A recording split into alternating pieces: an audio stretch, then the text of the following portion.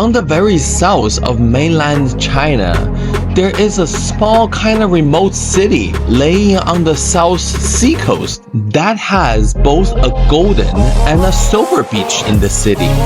We choose to live here for a month. The weather is warm, people are friendly, living expenses are fairly inexpensive, and tons of snowbirds coming into the city every winter. In our previous episode, which is the part 1 video, we didn't just enjoy some amazing local foods. We visited Michelle's parents and friends in Nanning, then headed to Beihai, met Yong, toured Qiaogang village, enjoyed both the silver and the golden beach, visited the night market, rent a condo, ride some electric scooters, and join in some Chinese special square dance. Please check out our last episode if you haven't yet. And let's see what interesting things will happen today. Hi, I'm Roderick. Hi, I'm Michelle. Following our part 1 video from our last episode. Now is the next day. We are heading to Guantouling National Forest Park. I don't know why it's called National Forest. It's definitely not what a huge national forest look like in North America. Guantouling is only a small mountain park as a scenic spot in Beihai. Actually, it is only and tallest mountain in Beihai City, elevation of 120 meters, which is right under 400 feet. I guess the seacoast city isn't the perfect place to produce high mountains, but I can't say it is not impressive. Please enjoy the magnificent scenery of this beautiful park.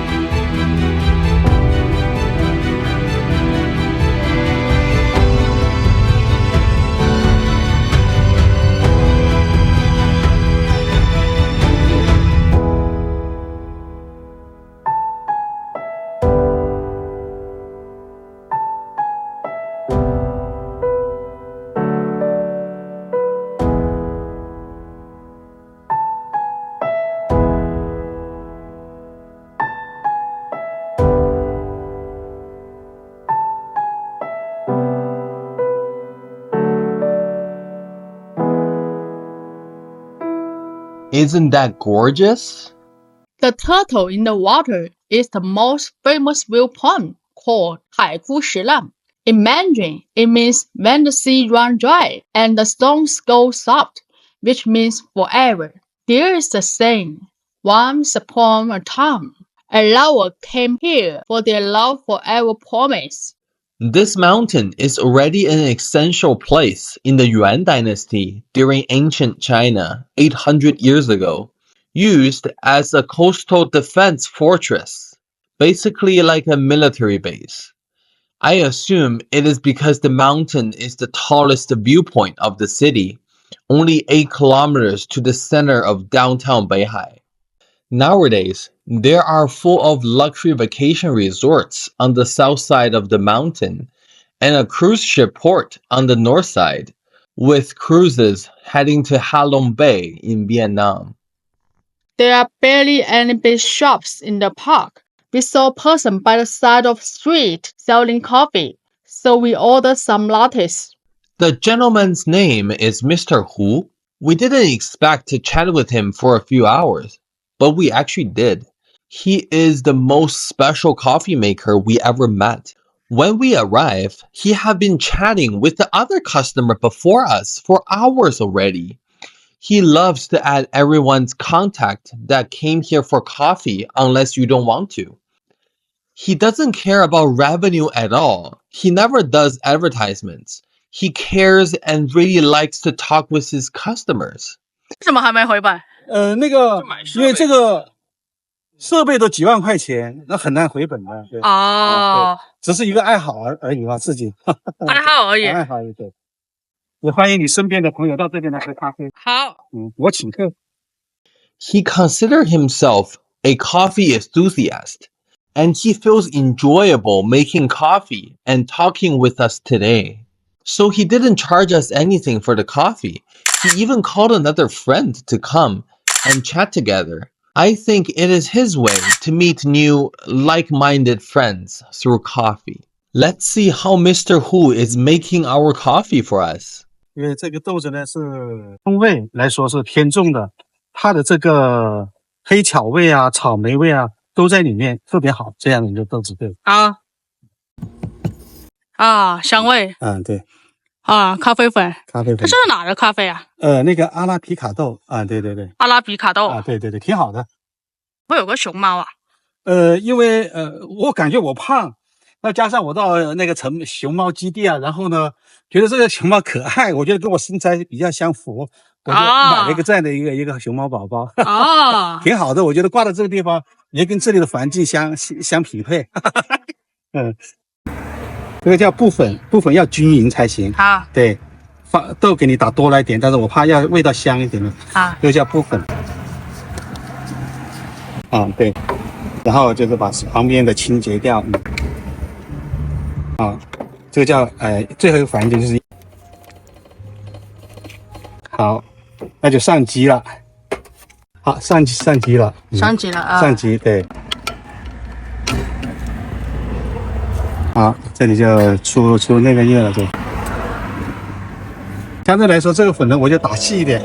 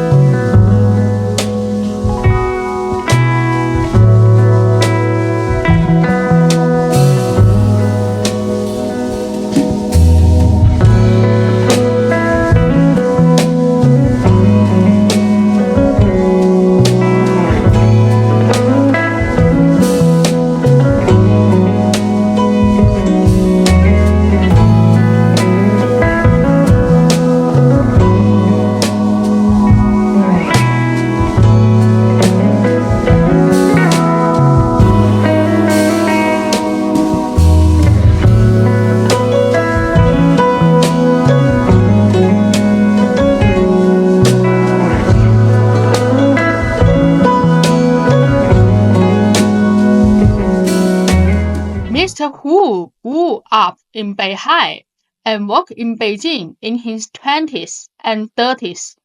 During his middle-aged time, he returned to Beihai, which is his hometown. Mr. Hu has been a news reporter for most of his life, so he had been to lots of places and he has seen a lot of stuff as well. He was being promoted to the director of Beihai Television 15 years before he retired. This is one of the stage shows he directed when he's in Beihai Television.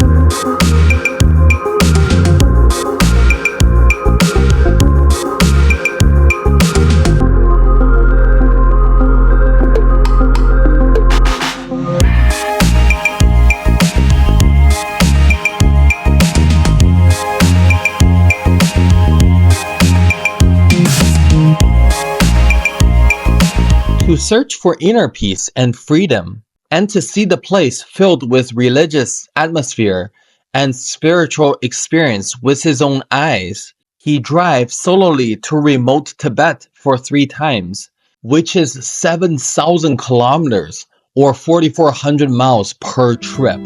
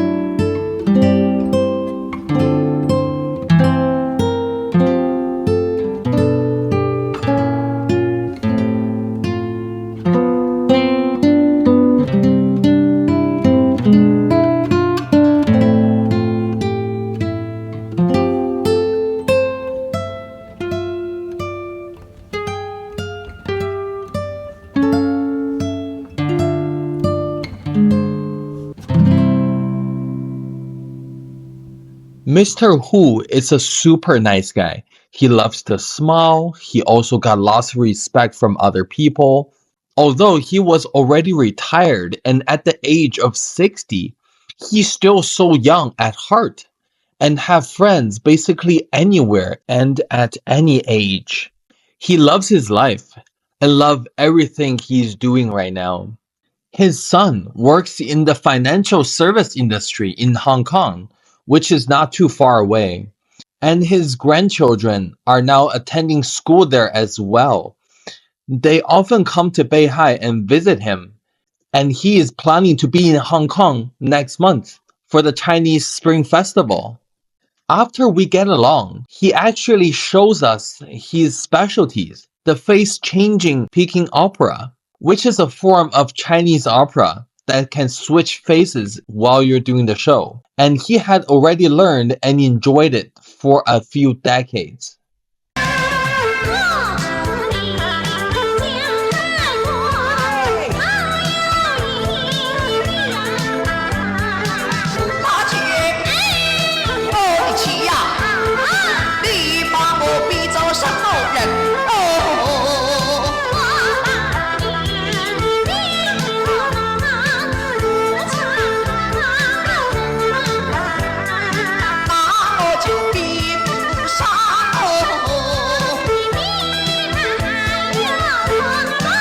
When he's on the Tibet high-altitude plateau, he even challenged himself to do a face-changing Peking opera at an altitude of 4,500 meters above sea level, which is almost 15,000 feet.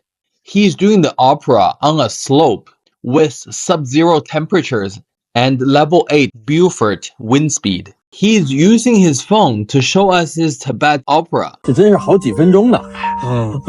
你要憋气哦。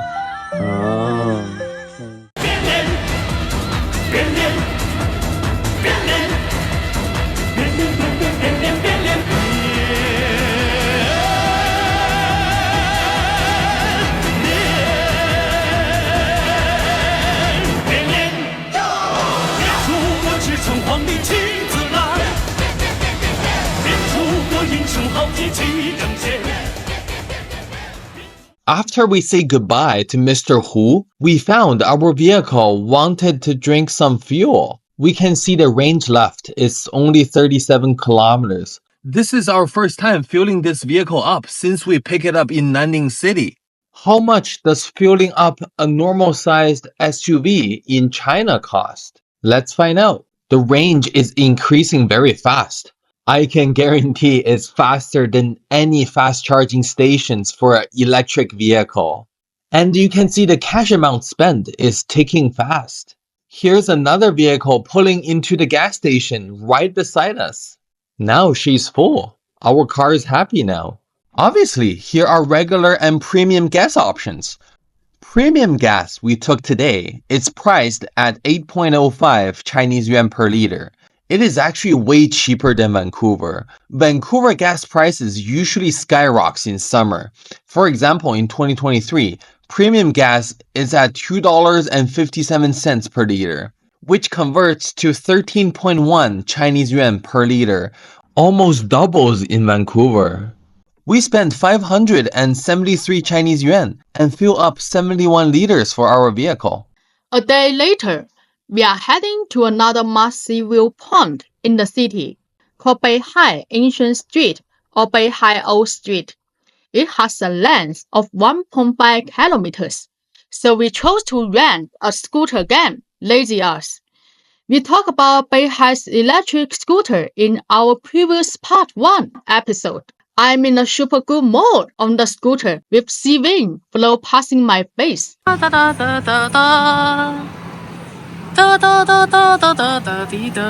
Beihai Old Street consists of 3 roads: Zhuhai Road, Shaji Street, and Zhongshan Road. Among them, Zhuhai Road Old Street was first built in 1821.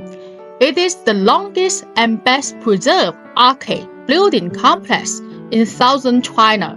This street witnessed the development of Beihai from a small fishing village to a bustling commercial port. This is the most famous spot on the old street, at the intersection of Zhuhai Road and Zhongshan Road. You can see the Pacific Ocean hiding in between 2 rows of ancient buildings, which is a very unique picture. Everyone's taking photos. Beihai Old Street's architectural style is really unique. Mostly a combination of Chinese and Western arcade-style buildings with 2 to 3 floors. These buildings were influenced by Western column-shaped structures, such as consulates built by countries like Britain, France, and Germany in the late 19th century in Beihai, so they are full of foreign flavors. Beihai Old Street is famous for its exquisite arcade architectural and rich historical and cultural relics. The arcade architecture here has magnificent craftsmanship and smooth lines. Known as the Airbook of modern architecture, this old street was once the busiest commercial district, with shops lining up in rows, reflecting the prosperous commercial scenes of Beihai. The arcade extends the road to both sides and extends the pavement to the outside. Walking under the arcade not only provides shelter from wind and rain, but also avoids the scorching sun, reflecting the humanized design of the building. For pedestrians walking on the old street, the arcade is not only a place for shade and shelter, but also a witness to the history. The arcade buildings in the old street not only have practical functions, but also allow people to feel unique charm of the integration of Chinese and Western cultures. Here is the former Beihai Custom Building Office, built in 1877. After operating for 64 years, it was officially closed in 1941. It's also Guangxi province's ever first existed custom port. Nowadays, Beihai Old Street have gradually developed into a tourist destination that integrates culture, tourism, leisure, dining, and shopping. The next day, we headed to the former site of British Consulate in Beihai. Here's a sign of the consulate. The British Consulate was the first consulate of all Western countries in Beihai. It symbolized Beihai and southern China was opening up to the outside world. With the consent of the Chinese Cultural Heritage Administration, Beihai successfully moved the former site of British Consulate 55.8 meters to the northeast in early October 1999. In 1877, Britain established a consulate in Beihai by renting civilians' houses. Then the British built this consulate in 1885. The building is a two-story rectangle Western-style building. It is 47 meters long and 12 meters wide and has a land area of 1,154 square meters. The main building is well preserved. There are other buildings surrounding the main building, including recreation room, dormitories, reception rooms, small chapels, and etc. The surrounding environment of the office site is beautiful, surrounded by century-old camphor trees. The foundation stone engraved in English still exists today. Here is the French consulate across the street. In a British consulate, we can see a lot of artifacts inside that people used back then. This is the original fireplace, British Navy's telescope, the Navy's compass, phonograph from the 1960s, projectors for movies, and there are lots of office supplies in the room. Things from the French consulate displayed here. Officers in the consulate have their own vehicle and motorcycles. British silver tea set. Here's some daily living supplies and a water filter. There's more British daily living supplies. Electric fans because Beihai is hot in the summer. Here's the thermometer. Also, Beihai is a city full of Cantonese-style delicious local foods. We order local roasted chicken. The skin is super crispy and the meat is super fresh and a little bit sweet. Chicken stirred by cauliflower. Deep fried rice cake with brown sugar. Thai-style curry coconut chicken and mixed veggies with Chinese sausage. We order 2 Cantonese clay pot rice, one with barbecue pork and another with Cantonese chicken feet. Different flavors of rice noodles are one of Guangxi province's most famous and special dishes. Rice noodles are a kind of stripped rice product made from rice through soaking, steaming, layering, and other processes. It is flexible in texture and paired with various dishes or soup ingredients for soup boiling or stir-frying, which is smooth and flavorful. I grew up eating rice noodles, so it is my flavor. I just can't stop eating.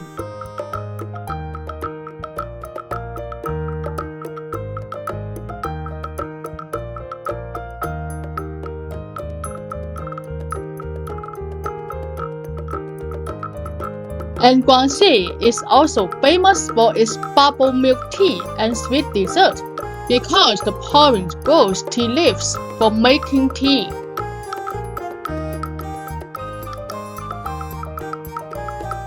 And sugar canes for producing sugar. This dessert have a special local name called e. The texture actually feels like taro and it is dipped in sugarcane juice.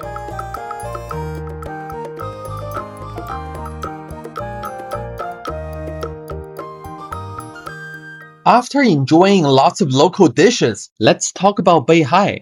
Beihai is a city with a long history. Human activities can date back to the New Stone Age. Ancient Beihai was an important starting port for the ancient maritime Silk Road, transferring goods and exchanging culture to Western and Middle Eastern countries at that time. The maritime Silk Road started in the Han Dynasty, which is 2200 years ago. In the year 1876, Beihai Port has become one of the most earliest foreign trading ports in China. Nowadays, Beihai is a city that has a deep water port all-weather airport, high-speed railways, and highways all at the same time. Beihai is not only a famous tourist city, but also a very strong industrial city in Guangxi. The city continues to enhance its foreign economics and trading cooperations with Southeast Asian countries in lots of industrial clusters. In terms of agriculture, the city successfully creates characteristics fruit industries such as lychee, passion fruit, bananas, and etc. There is an island called Weizhou Island, which is another famous viewpoint that needs to travel 2 hours south by boat. Unfortunately, we didn't really have a chance to go this time. But next time, if we're back, we will definitely bring you guys with us. Beihai is really a city that deserves a second visit. Our first impression, of course, it's the beautiful weather. You can see blue skies and white clouds. It's warm even in December. The annual average temperature is 23 degrees Celsius or 74 degrees Fahrenheit for my American friends. And the average winter season temperature is even 16 degrees Celsius or 61 degrees Fahrenheit. Of course, way hotter at noon. And the summer is not super hot. Not super busy with traffic everywhere. The slow pace in the city is suitable for life without so much noise and bustle. You can be out walking every day in the city or on the beach comfortably. The beach has very fine sand. It is super soft. For the 1 month we have been here, we have only experienced rain once. The city barely rains in the wintertime, and the raining season is in the summer. But it is a bit humid though, because it is a coastal city, and you can be easily burnt with the scorching sun. The UV from the sun is very strong. So definitely don't forget your sunscreen if you're going. The other impression is the living cost. Everything is pretty inexpensive. As I mentioned in the last episode, renting our brand new 2-bedroom condo is only 2,200 Chinese yuan, which is $300. Renting an electric scooter is only 20 yuan, which is $3 for 2 hours. Loaf of bread with meat flaws is only 10 Chinese yuan. And if you buy a 50 yuan gift card, you will have a discounted price, which is only 9 yuan. For meat buns, it's only 12 yuan. Discounted price is only 10.8 yuan. Not just renting a condo, buying a condo isn't that expensive compared to big cities in China as well. Here is the building next to the condo we rent. The building developer is selling brand new ones for 450,000 Chinese yuan, which is 61,000 US dollars. And here is an older condo with an ocean view selling at 3,980 Chinese yuan per square meters. So a 2-bedroom with 55 square meters, roughly 600 square feet, is priced at 219,000 Chinese yuan, which is around 29,900 US dollars. Although Beihai is a small city, there are lots of places to go. It is a city full of culture and historical relics. Public transportation is terrible though. You need to wait for hours to have a bus coming, and the taxi prices are barely expensive compared to other cities at this site, and there aren't a lot of taxis as well. The good thing is we drove here, so it is not really a big thing for us. If anyone is coming here for travel, I will recommend to rent a vehicle or simply just rent the electric scooters as I mentioned in the last episode. Beihai City is not a big city, but it is busy in the winter. There are lots of snowbird people living here in winter time, especially people from the northern provinces in China who drive thousands of kilometers to come here. Obviously, because the low living expense, warm weather, lack of rain in winter, and easy to get here. As I mentioned, there are highways, airports, and high-speed trains in Beihai. Among all snowbird people, most of them are the elderly population that is already retired. Beihai's rent and housing prices are very reasonable. So, with their pension, even for people with a lower paid pension, they are still able to afford the rent, and people have to pre-order for their winter suite. There are lots of northern population even come here and purchase a property if they have spare cash. Some even move here permanently. The owner of the condo we rented, he's from Beijing because Beijing's house prices are crazily high. A decent fairly new, like 10 to 20-year-old 3-bedroom condos with 120 square meters in a just okay location cost around 8 million to 18 million Chinese yuan. Prime locations are double or even triple that price. And luxury ones are the price that I even didn't have a chance to know. I will make an episode about living expenses, housing, and real estate in China's mega cities. The landlord sold his place in Beijing and bought a lot of condos in Beihai and rent them out as his business. We can see most of the license plates on the road are from other provinces. I can feel there are more cars from other places than local cars. Local people usually don't even purchase a vehicle because the weather is fairly warm. Scooters are very cheap to operate, and Beihai has lots of historical sites. They are very hard to find a parking spot, and the city is not big at all. They use electric scooters as their daily transportation. See how many scooters there are at an intersection in downtown Beihai. Check it out, here is our condo parking lot, and we noticed that there were basically no local vehicles. From the first character of the license plate, we can see this red SUV is from Hubei province. The blue Volvo XC60 is from Jiangsu province. The white Ford Explorer is from Sichuan province. The red Audi is from Tianjin City. This black Mercedes is from Guizhou province. This black vehicle is from BYD, and the vehicle is from Henan province. This Buick is from Guangxi province, but it is registered in Nanning City. It is not locally in Beihai. The Volkswagen is from Hebei province. This Highlander SUV is from Guizhou province again. Same place from the Mercedes we saw earlier. This white Volkswagen is from Inner Mongolia. And this Nissan is from Hebei as well. Same as the black Volkswagen we saw earlier. And this Chinese vehicle called Chang'an is from Beijing. And this newer Highlander is from Inner Mongolia as well.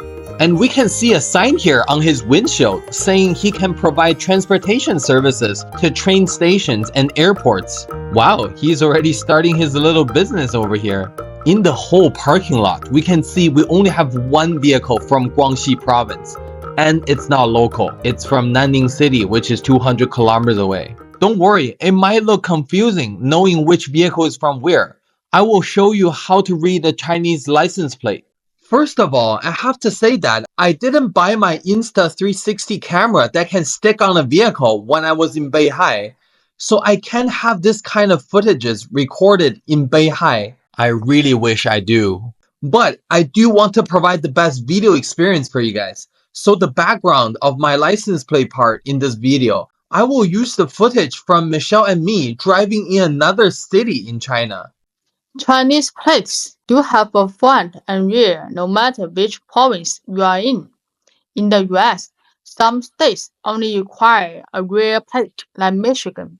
In Canada, few provinces only require a rear plate as well, like Alberta or Nova Scotia. But Vancouver does require front and rear plates, just like Washington State or Ontario in Canada. For Chinese plates, first, you see the color difference. The blue plate means the vehicle is a gas-powered passenger vehicle.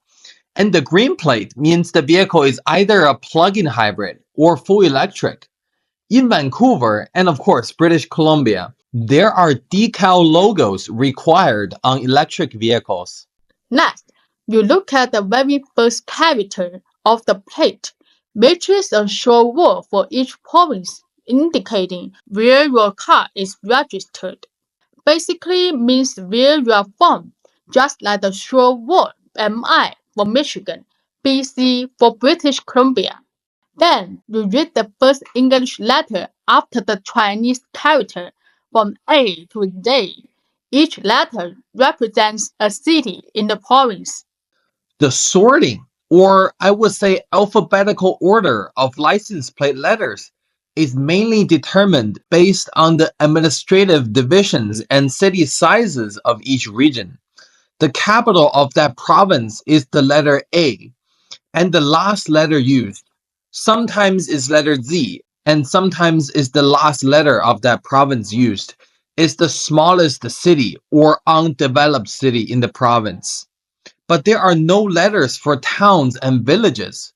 If you purchase a car in a small town, the plate will go by the city's letter that the town belongs under that city's jurisdiction. For example, Michelle's vehicle is from Guangxi province, and Gui is the short character for the province. So you can see Gui on the plate, and the letter A after Gui means the vehicle is from Nanning, which is the capital of Guangxi province. And of course, that's Michelle's home. There are actually 4 exceptions. There are 4 municipality cities directly under the central government: Beijing, Shanghai, Chongqing, and Tianjin. You can't determine which city the first English letter represents because there's only that city. There are no province to it. There isn't a Beijing province. The city itself is administrated at province level. The English letter on these 4 cities are determined by when you purchase your vehicle. Of course, each cities are different. Take Beijing as an example. If you purchase a vehicle before the year 1995, your plate will be Beijing A, called Jing A. If you purchase in the year 2002, your plate will be Beijing F, which is called Jing F. Isn't that interesting to know? In part 3 of this episode, what does rural southern China look like in Guangxi province? Our drone goes, ouch, that hurts. We left Beihai City to check out the Chinese-Vietnam border. Small city with huge commercial port and crude oil. How many islands here does rural Guangxi have? Thank you for watching till the end. Your support can help us produce more quality contents. And please give me a minute to introduce ourselves. Hi, I am Roderick. Hi, I'm Michelle. We are a Chinese couple who lives in Vancouver, Canada. We both spent 6 years in the States and Michigan, attending grade 11 and grade 12 in high school, and get our bachelor's degree in Michigan State University. Then we moved to Canada and get our permanent residency in 2018. We deeply love and believe that North America is our amazing home and will be our final destination. However, we have had our travel around the world dream since we were a kid. So we both quit our stable good paid job in Vancouver and tried to follow our dreams. First, we decided to travel to China. It is the country that both of us were born in, but we didn't really have a chance to explore it a lot. Time flies. It has been 13 years since we haven't been back to China. And now it is the time that we explore a lot of interesting places and things. We went from north to south, from day to night, from mountains to rivers, from seacoast to the Tibet Plateau. We gained a lot of happiness and amazing memories, exploring the profound meaning of life. Our channel is to share our adventures while exploring different cities and countries. The world is bigger than you think, and the life is too short to do boring things. So please join us and come along with our amazing trip together. And don't forget to click the subscribe button so you won't miss out our new video updates.